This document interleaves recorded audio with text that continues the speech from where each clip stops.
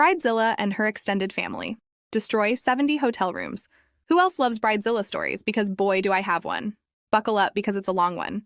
It includes drunken adults and minors, shoplifting, the end of at least 2 relationships, a very long visit from your friendly neighborhood police officers, a few evictions, and a shit ton of overtime for my employees. It was like we were the host of a live version of the Jerry Springer show last night. Needless to say, there's going to be an employee appreciation party very soon since none of them walked out on me with all the crazy stuff that happened. I'm in front office manager at a hotel that has 132 rooms, and the wedding party that stayed with us last night had rented out 70 of them. But that's not all. We also had not 1 but 2 school sports teams in-house, renting a combined total of 30 rooms. Needless to say, our hotel was bursting at the seams, especially since each group wanted to be as far away from the other as possible, and we had to pack regular travelers between them all. Ha ha, party hardy, am I right? Hindsight is 2020, and we should have realized we were in for a storm 2 days ago. Bridezilla, her groom King Kong, and the wedding party of monsters all checked in then. The men checked into one of our largest suites for a bachelor party, while the women checked into another for their bachelorette party. We fully expected the men to cause a riot because they were hauling in beer literally by the keg. In reality, Bridezilla and her Bridezilla maids were the ones that went on a rampage. Not only did they tally up a total of 3 noise complaints, the 4th one gets you evicted, and over $100 worth of pantry charges, but they actually paid a group of kids $20 each to run up and down the hallways. I can only suspect it was because they meant to use the kids as a distraction from their own roughhousing. The employee on duty that night said a guest came down to report that they thought the room was being used to film a Girls Gone Wild video. But the sun eventually set and I came in to work my morning shift the next day. I stupidly didn't see all the red flags sailing right in front of my face. Less than 15 minutes into my shift, Bridezilla's maid of honor came down. She saw that I'm standing behind the desk and wearing a name tag, so she rightfully treats me like I'm not a human being. Because, as we all know, people that work in customer service are just robots in cheap flesh suits. Beep boop. She chews me out a little bit for my employees' despicable behavior last night towards herself and her best friends. I run through my programming and run apologize template and say, we're sorry to have made her feel disrespected and insulted, but inform her that her room had multiple noise complaints against it. We're very strict on our noise policy, ma'am, I told her. You aren't the only guests in the hotel, and if you cannot be courteous to our other guests, we will kindly ask that you seek other accommodations. Bridezilla's maid of honor didn't like that. She said, well, it's just my opinion, but as someone who's part of a wedding that brought your hotel more than 60 rooms worth of business, I think you guys should be a little more lenient with the rules for us. Unfortunately, my SAS module was not installed at the time due to a lack of sleep. So instead of going Minnesota nice on her, I told her, we're trying to provide a consistent experience to all guests. I know you guys are throwing a party and it's a happy time for many of you, but we cannot bend on our noise policy. After that exchange, she had a list of people arriving today that she wanted me to assign to specific rooms because I had to make sure certain people weren't rooming too close together. Some of them have cheated on the other ones, but they promise to behave themselves if they don't have to look at each other. Now, I may just be a simple robot that cannot consume liquid beverages, but in my opinion, I don't believe exes and alcohol mix well. The maid of honor also asked for housekeeping to come up ASAP to clean their trashed room because they're going to use it as a prep room for the wedding.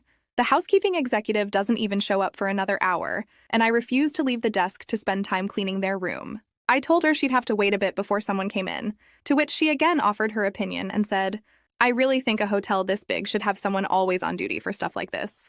By now, it's 9 a.m., basically dawn of the second day. And would you believe it?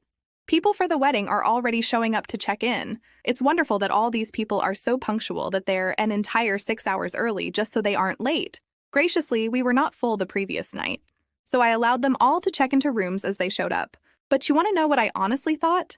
They all looked like clones of that woman from the "that is my opinion" gif that I keep referencing, and I did not want to test how well my eardrums could stand up to a whole choir of sirens. The small highlight to the busy morning was that there was a professional who came in and did the hair for all the kids involved in the wedding party. She did up flowers in all the girls' hair. They all looked adorable running through the breakfast area, and were so excited to show off their new dresses to anyone that walked past them.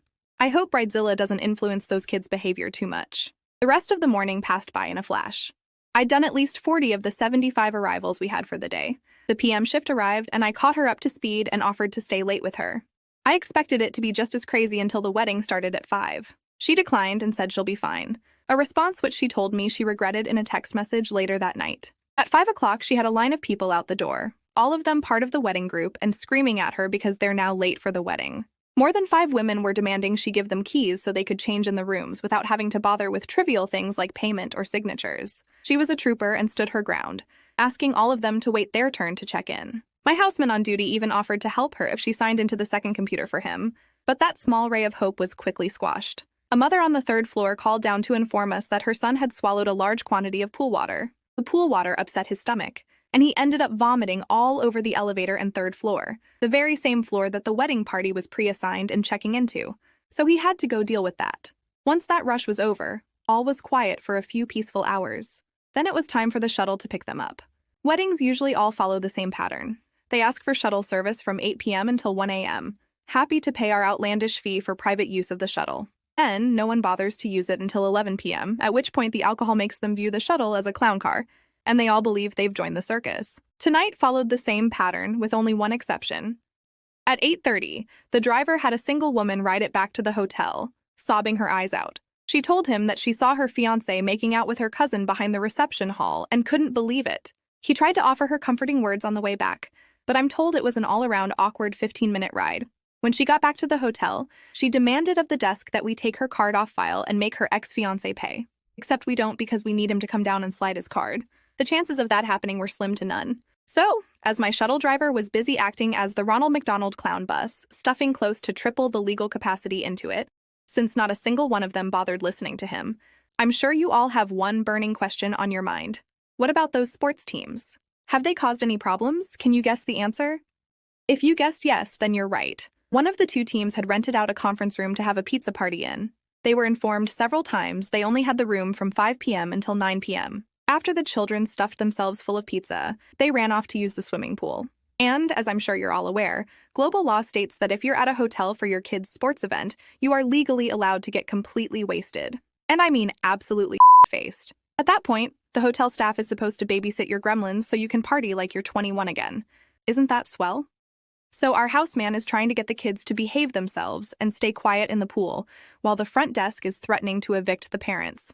Because it's now 10:30, and Party in the USA by Miley Cyrus is being blasted from the conference room and can be heard throughout every inch of the hotel. Meanwhile, the one singular mother who was being responsible stopped by the desk with about 20 bottles of Diet Coke and her son. Apparently, our vending machine is broken on the 2nd floor. She said that her son put in the money and then proceeded to press the button 100 times while waiting for his soda. And he must have had the strategy guide for that vending machine downloaded to his phone because he knew just the right number of times to push the buttons, so that the machine would continue spitting out pops. The son did it about 2 more times before the mother realized you couldn't buy 20 pops with only $5 and forced him to bring them all back down to the desk and apologize for stealing them. The other parents back in the conference room had been waving off the front desk's threats until we finally got a lucky break. The night audit came in a half hour early because the weather was bad and she didn't want to be late. My night auditor has plenty of years under her belt and has seen far worse. She called the police within seconds of walking in and informed the sports parents that she was doing so. When the police arrived, the parents had all belligerently returned to their rooms, and my PM desk shift was able to go home after that stressful day of work. But that's when the real fun starts. The officers got called away only a few minutes after arriving, but we know exactly where they went after that. They actually got called to the reception hall where the wedding was being held. Apparently, they needed to shut down the bar because the parents were buying drinks for the kids who were 18, 20. Plus, one of the kids who was drinking became heavily intoxicated, stole the keys to his mother's car from her purse, and crashed it into another car in the parking lot. The kid was fine, but probably suffered a wicked hangover this morning. The reception hall had called the police to kick them all out, and that's when they became our problem again. See, the driver, who should have still had pickups at 12, 12:30, and 1, now had to pick them all up at 12.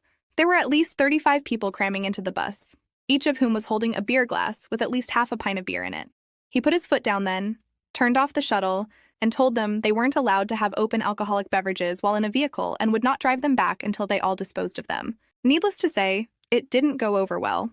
None of them listened to him and just berated him to bring them back because it was cold. One of the officers on site came over and told the driver that they'd be willing to escort him back and would overlook the many passengers and their open alcohol just so they could get these people inside. So, when the shuttle and the police entourage showed up at the hotel a half hour later, it was like unleashing Pandora's box upon the building.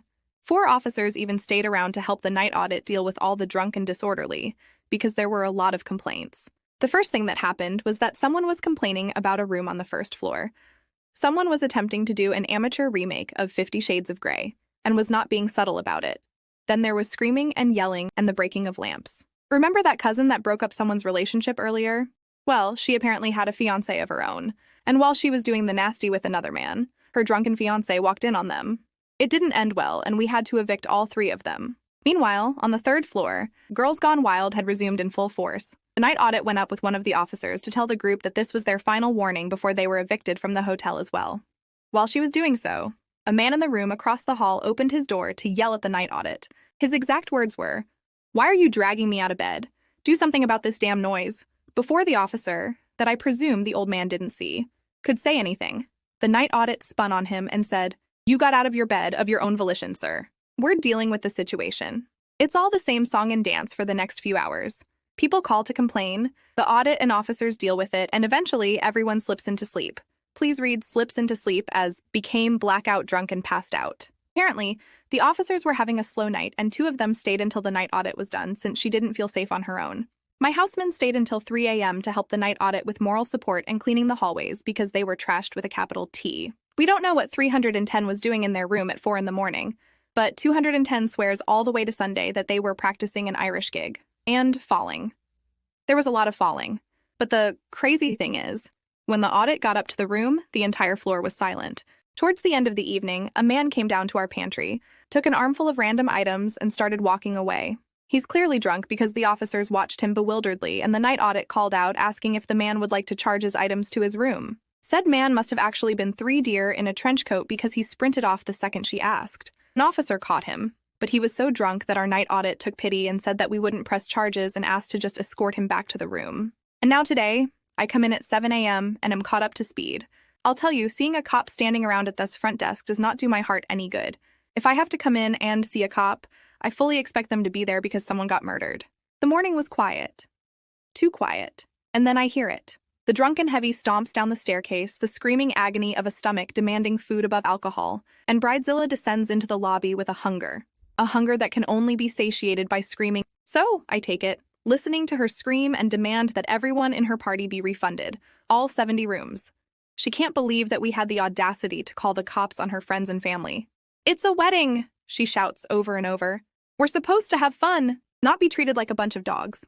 I really didn't want to deal with her bullshit, so I told her, "Ma'am, you must keep it down or else I will have to call the cops back.